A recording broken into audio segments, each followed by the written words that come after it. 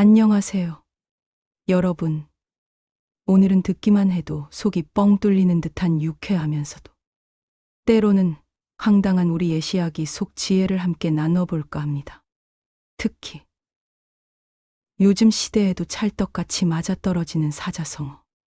바로 적반하장에 대한 흥미로운 예시이야기를 들려드릴 건데요. 적반하장은 도둑이 도리어 매를 든다는 뜻으로 잘못을 저지른 사람이 오히려 큰 소리치거나 잘못 없는 사람을 꾸짖는 뻔뻔한 상황을 비유하는 말입니다. 이처럼 어이없고 기가 막힌 상황을 우리 선조들은 어떤 이야기로 풀어냈을까요? 지금부터 그 유쾌하고 때로는 씁쓸한 이야기 속으로 함께 떠나보겠습니다. 아주 먼 옛날 평화로운 어느 마을에 마음씨 고약하기로 소문난 놀부와 착하고 순박한 흥부가 살고 있었습니다. 아니, 사실 놀부와 흥부 이야기는 너무 유명하니 오늘은 조금 다른 인물들의 이야기를 들려드릴게요. 이야기는 이렇습니다. 한 마을에 덕망이 높고 어진닭 부자와 게으르고 욕심 많은 김서방이 살고 있었습니다. 박 부자는 늘 마을 사람들을 베푸는 데 인색하지 않았지만 김서방은 남의 것을 탐하고 요령만 피우며 살아가고 있었죠. 김서방은 젊어서부터 일하기를 싫어하고 남의 것을 쉽게 얻으려는 신보가 있었습니다. 그의 아내와 자식들은 김서방의 그런 행태에 늘 고개를 숙이고 다녔지만 김서방은 아랑곳하지 않고 자신의 이익만을 쫓았습니다. 마을 사람들도 김서방을 멀리했지만 박 부자만큼은 김서방에게도 늘 친절하게 대하며 올바른 길로 이끌어주려고 노력했습니다. 하지만 김서방의 마음은 좀처럼 변하지 않았습니다. 오히려 박 부자의 재산을 부러워하고 시기하며 언제쯤 자신도 저런 부자가 될 수 있을까 하는 망상에 사로잡혀 있었습니다. 어느 날 김서방은 깊은 산속에서 나무를 하다가 길을 잃게 되었습니다. 그는 원래부터 게으른 성격이라 나무를 하러 가는 것도 억지로 발걸음을 옮긴 것이었습니다. 대충 나무를 몇 개 베어 짊어지고 내려오려는데 갑자기 안개가 자욱하게 끼기 시작했습니다. 앞이 잘 보이지 않는 상황에서 김서방은 방향 감각을 잃고 헤매기 시작했습니다. 해는 이연이연 넘어가고 날은 점점 어두워지는데 산속은 짐승들의 울음소리로 가득했습니다. 으스스한 바람 소리와 나뭇가지 부러지는 소리, 그리고 정체 모를 짐승의 울음소리가 김서방의 간담을 서늘하게 했습니다. 배까지 고파오자 김서방은 더욱 초조해졌습니다. 그는 너무나 무섭고 배가 고파 발을 동동 구르다가 저 멀리 희미하게 불빛이 새어나오는 오두막을 발견했습니다. 깊은 산중에 홀로 떨어진 오두막은 마치 동화 속에나 나올 법한 신비로운 분위기를 풍겼습니다. 김서방은 지푸라기라도 잡는 심정으로 그곳을 향해 비틀거리며 걸어갔습니다. 그의 발걸음은 절박함과 함께 한 줄기 희망을 담고 있었습니다. 오두막의 문을 두드리자 안에서는 나이 지긋한 노인 한 분이 나왔습니다. 노인의 얼굴에는 인자함과 세월의 연륜이 고스란히 담겨 있었습니다. 노인은 김서방의 초췌한 모습을 보고 걱정스러운 표정으로 맞이했습니다. 김서방은 자신이 길을 잃었고 날이 어두워져 갈 곳이 없다고 사정을 이야기했습니다. 노인은 김서방의 사정을 듣고는 한치의 망설임도 없이 따뜻하게 맞아주었습니다. 이복에 이 깊은 산중에 길을 잃었다니 얼마나 고생이 많았는가. 어서 들어와 쉬게나. 노인은 김서방을 안으로 이끌며 잠자리를 내어주 따뜻한 물로 몸을 씻게 해주었습니다. 그리고는 직접 끓인 구수한 죽과 산나물 반찬으로 저녁까지 푸짐하게 대접했습니다. 김서방은 허겁지겁 밥을 먹고 따뜻한 온돌방에서 깊은 잠이 들었습니다. 오랜만에 맛보는 따뜻한 잠자리와 정성 가득한 음식. 김서방은 잠시나마 자신의 처지를 잊고 편안함을 느꼈습니다. 다음 날 아침, 김서방은 노인에게 감사 인사를 전하고 집으로 돌아가려 했습니다. 밤새 푸근하게 잠들었던 덕분에 몸은 한결 개운했습니다. 노인에게 몇 번이고 감사의 말을 전하며 오두막을 나서려는데 문득 노인의 집 벽에 걸려있는 그림 한 폭이 김서방의 눈에 들어왔습니다. 그 그림은 단순한 풍경화가 아니었습니다. 한 폭의 동양화였는데 섬세한 붓터치와 살아있는 듯한 색감으로 그려진 산수화는 보는 이의 마음을 단숨에 사로잡을 만큼 빼어난 예술 작품이었습니다. 특히 그림의 한 귀퉁이에는 선명하게 새겨진 낙관이 눈에 띄었습니다. 김서방은 그림을 보는 순간 그 그림이 엄청난 가치를 지닌 보물임을 직감했습니다. 김서방의 눈은 욕심으로 번뜩였습니다. 그의 머릿속에는 온통 저 그림을 어떻게 하면 자신의 것으로 만들 수 있을 하는 사악한 생각으로 가득 찼습니다. 김서방은 순간적으로 못된 생각을 했습니다.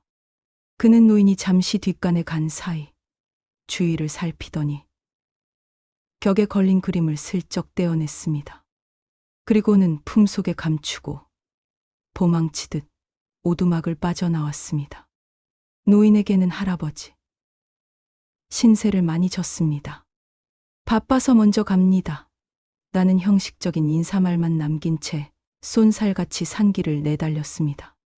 마치 쫓기듯 허둥지둥 마을로 돌아온 김서방은 집으로 달려가 문을 걸어 잠그고 자신이 훔쳐온 그림을 조심스럽게 꺼내 보았습니다. 그림은 밤새 김서방의 불안한 마음을 아는지 모르는지 여전히 은은한 빛을 발하며 아름다운 자태를 뽐내고 있었습니다. 김서방은 그림을 벽에 걸어놓고 한참을 혼자 흐뭇해하며 그림을 감상했습니다. 마치 자신이 처음부터 소유했던 물건인 양 행세하며 만족감을 느꼈습니다. 하지만 그의 마음 한구석에는 불안감이 가득했습니다. 언젠가 들킬지도 모른다는 생각에 잠 못 이루는 밤이 이어졌습니다. 작은 소리에도 깜짝 놀라 주위를 둘러보고 누군가 자신의 집을 엿보는 것 같다는 망상에 시달리기도 했습니다. 도둑질은 성공했지만 평화는 잃어버린 것이었죠. 한편 오두막의 노인은 김서방이 떠난 후 그림이 없어진 것을 뒤늦게 발견하고는 크게 탄식했습니다. 노인은 그 그림을 다시 한번 보려고 벽을 쳐다보았지만 텅 빈 자리에 걸려 있던 건 그림이 아니라 그를 꿰뚫어보는 듯한 차가운 공기뿐이었습니다. 노인의 얼굴에는 깊은 슬픔이 드리워졌습니다. 그 그림은 단순히 값이 나가는 물건이 아니었습니다. 돌아가신 선친께서 젊은 시절부터 평생을 바쳐 그린 역작이자 노인에게는 부모님과의 추억이 담긴 유일한 유품이었기 때문이죠. 노인은 그림을 잃어버린 슬픔에 한동안 넋을 놓고 앉아 있었습니다. 그림을 훔쳐간 사람이 누구일까 곰곰이 생각하다가 어젯밤 자신의 집에서 묵었던 김서방을 떠올렸습니다. 김서방이 그림을 보던 그 끈적한 눈빛과 급하게 떠나던 뒷모습이 불현듯 머릿속을 스쳐 지나갔습니다. 하지만 노인은 착한 사람이었기에 섣불리 김서방을 의심하고 몰아세우기보다는 조용히 마을로 내려와 소문을 들어보기로 했습니다. 혹시 자신이 오해한 것일지도 모른다는 일말의 희망을 가지고 말입니다. 노인은 자신의 소중한 그림을 찾기 위해 그리고 진실을 알기 위해 조용히 마을로 발걸음을 옮겼습니다. 얼마 후 노인은 마을 사람들의 이야기를 통해 김서방이 최근에 어디서 났는지 모를 값비싼 그림을 자랑하고 다닌다는 소문을 듣게 되었습니다. 김서방은 술집에서 술잔을 기울이며 어디서 내가 아주 귀한 그림을 하나 구했는데 세상에 이런 명작은 없을 걸세 라며 자랑을 늘어놓았다고 했습니다. 노인은 직감적으로 김서방이 자신의 그림을 훔쳐간 범인임을 알 수 있었습니다. 그의 가슴 속에는 실망감과 함께 작은 분노가 피어올랐습니다. 노인은 김서방을 찾아가 조용히 이야기를 나누고 싶었지만 김서방은 워낙 성질이 고약하고 뻔뻔하기로 소문난 터라 직접 찾아가는 것이 내키지 않았습니다. 자칫 잘못하면 오히려 자신이 도둑으로 몰리거나 공변을 당할 수도 있다는 걱정이 앞섰기 때문입니다. 그래서 노인은 마을의 덕망 높고 현명한 박 부자를 찾아가 자신의 딱한 사정을 이야기했습니다. 노인은 박 부자에게 그림의 특징과 김서방이 지대 묵었던 경위 그리고 마을 사람들의 소문까지 자세하게 설명했습니다. 박 부자는 노인의 이야기를 들으며 고개를 끄덕였습니다. 그는 노인의 말을 신뢰했고 김서방의 행태에 대해 이미 잘 알고 있었습니다. 박 부자는 노인의 이야기를 듣고는 크게 분개했습니다.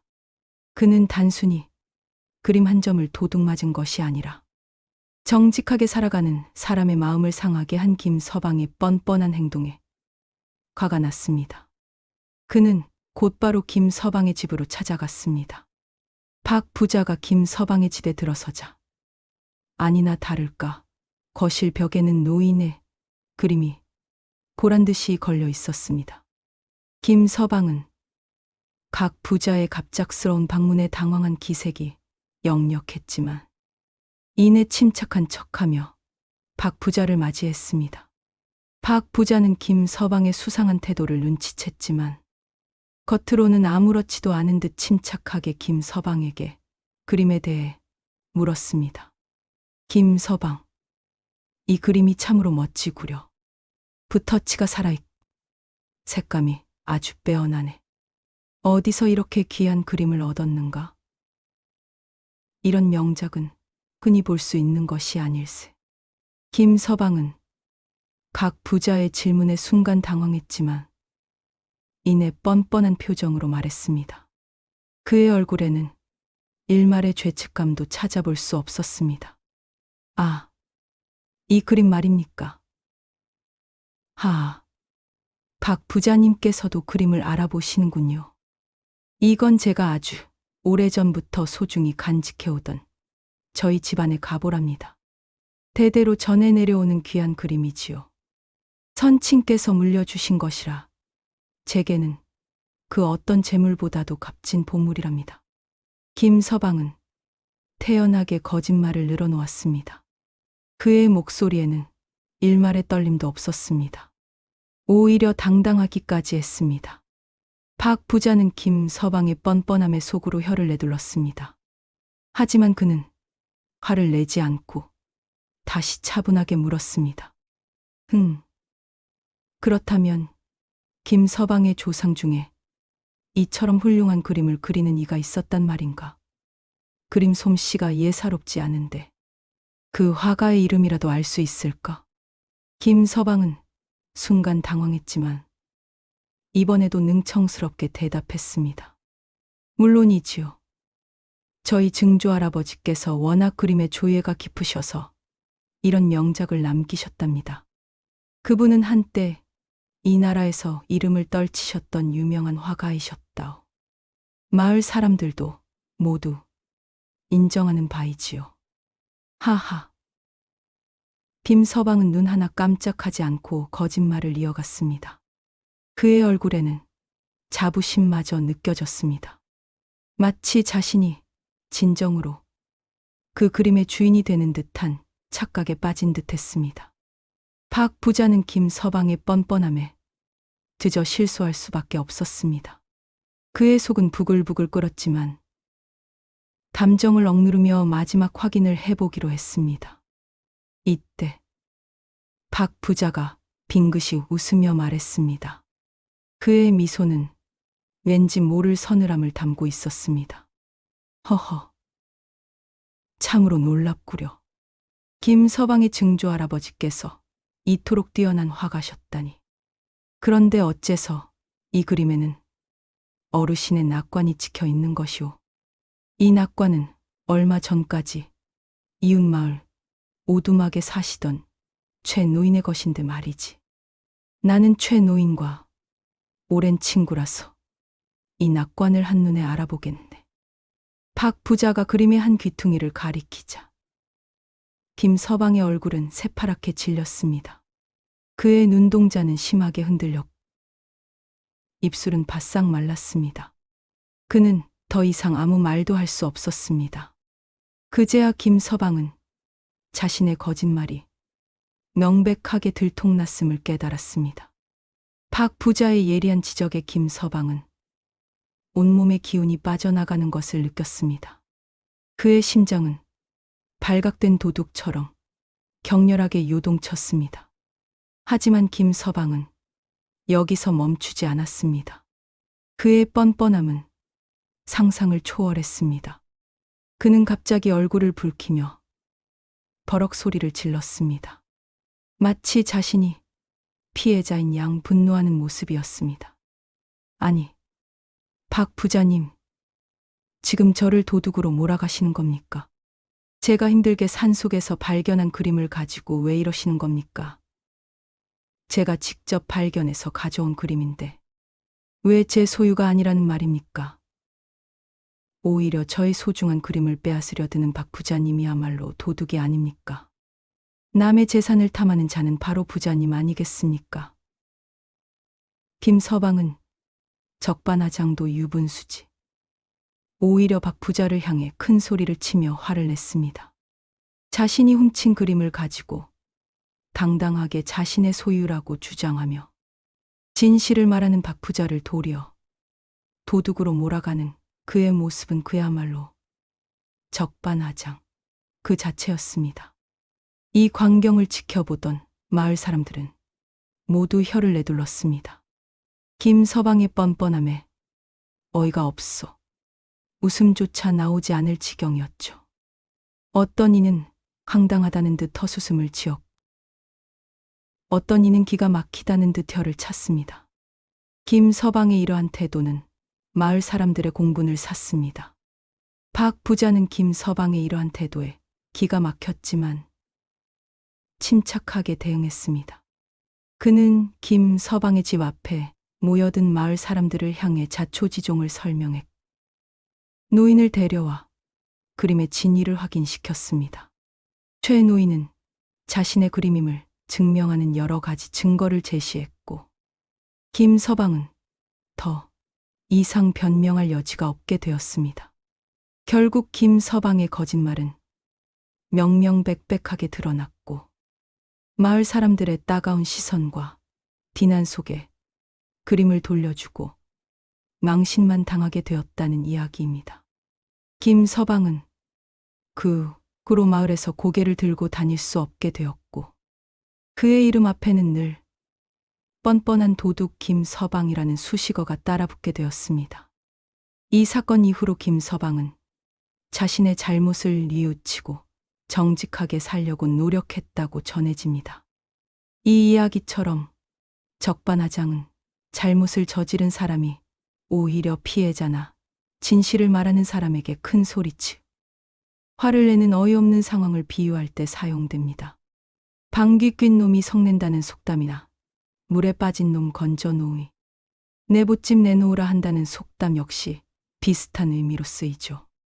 자신을 구해주었더니 오히려 자신의 짐을 내놓으라고 큰 소리치는 모습이나 자신이 방귀를 뀌어놓고 남에게 화를 내는 모습은 적반하장의 전형적인 예시라고 할 수 있습니다. 이러한 표현들은 모두 잘못의 주체가 자신임에도 불구하고 뻔뻔하게 남 탓을 하거나 책임을 전가하는 행태를 비판하고 풍자하는 우리 선조들의 지혜를 담고 있습니다. 이 속담들에는 인간의 이기심과 비이성적인 행동에 대한 깊은 통찰이 담겨 있으며 오랜 세월 동안 변치 않는 인간 본연의 모습을 날카롭게 꼬집고 있습니다. 우리 조상들은 이러한 적반하장의 상황을 단순히 비난하는 데 그치지 않고 지혜롭게 풍자하고 교훈을 전달했습니다. 이러한 이야기들은 우리가 살아가면서 만날 수 있는 부당하고 뻔뻔한 상황에 대해 다시 한번 생각하게 만드는 계기를 제공합니다.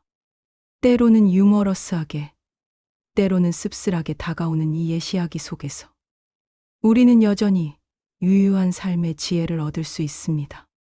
과거의 이야기들이 오늘날에도 여전히 많은 사람들에게 공감을 얻고 교훈을 주는 이유는 인간의 본성이 크게 변하지 않았기 때문일 것입니다. 탐욕과 이기심, 그리고 그로 인해 발생하는 갈등은 시대와 공간을 초월하여 항상 존재해 왔습니다. 예시 이야기들은 이러한 인간 본연의 모습을 거울처럼 비추어주며 우리가 어떻게 살아가야 할지에 대한 지침을 제공해 줍니다.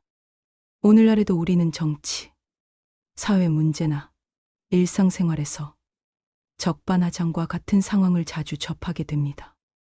뉴스를 틀면 흔히 볼 수 있는 정치인들의 책임 회피성 발언, 사회 문제의 원인을 남에게 돌리는 모습, 혹은 개인 간의 다툼에서 자신이 잘못했음에도 불구하고 오히려 상대방에게 화를 내는 모습 등이 모두 적반하장의 예시가 될 수 있습니다. 잘못을 인정하지 않고 오히려 큰 소리치는 모습, 책임, 회피와 함께 남 탓을 하는 모습 등은 예나 지금이나 변치 않는 사람들의 어리석은 모습일지도 모릅니다. 하지만 이러한 이야기를 통해 우리는 그런 상황을 현명하게 대처하고 스스로는 그러한 잘못을 저지르지 않기 위해 노력해야 한다는 교훈을 얻을 수 있습니다. 또한 부당한 상황에 침묵하지 않고 용기 있게 진실을 말하는 것이 얼마나 중요한지도 깨달을 수 있습니다. 박 부자처럼 지혜롭게 상황을 해결하고 최 노인처럼 자신의 권리를 찾아 나서는 것이 필요합니다. 우리 사회가 좀 더 정의롭고 상식적인 사회가 되기 위해서는 이러한 적반하장과 같은 비상식적인 행태에 대해 모두가 경계하고 비판의 목소리를 내야 할 것입니다. 이번 이야기를 통해 적반하장이라는 사자성어의 의미와 유래, 그리고 그 속에 담긴 조상들의 지혜를 다시 한번 되새겨보는 시간이 되었기를 바랍니다. 이처럼 우리 선조들의 이야기 속에는 단순한 재미를 넘어 시대를 관통하는 보편적인 진리와 인간, 본성에 대한 깊은 이해가 담겨 있습니다. 오늘 들려드린 김서방과 박부자, 그리고 최 노인의 이야기는 비록 오래된 예시 이야기지만 우리에게 여전히 강력한 메시지를 전달하고 있습니다. 우리 모두가 김서방처럼 어리석은 행동을 하지 않고 박부자처럼 현명하게 판단하며 최 노인처럼 억울함을 당하지 않도록 스스로를 성찰하는 계기가 되었으면 합니다. 다음번에는 또 다른 흥미로운 예시 이야기와 함께 여러분을 찾아뵙겠습니다. 그때까지 건강하고 행복하시길 바랍니다. 감사합니다.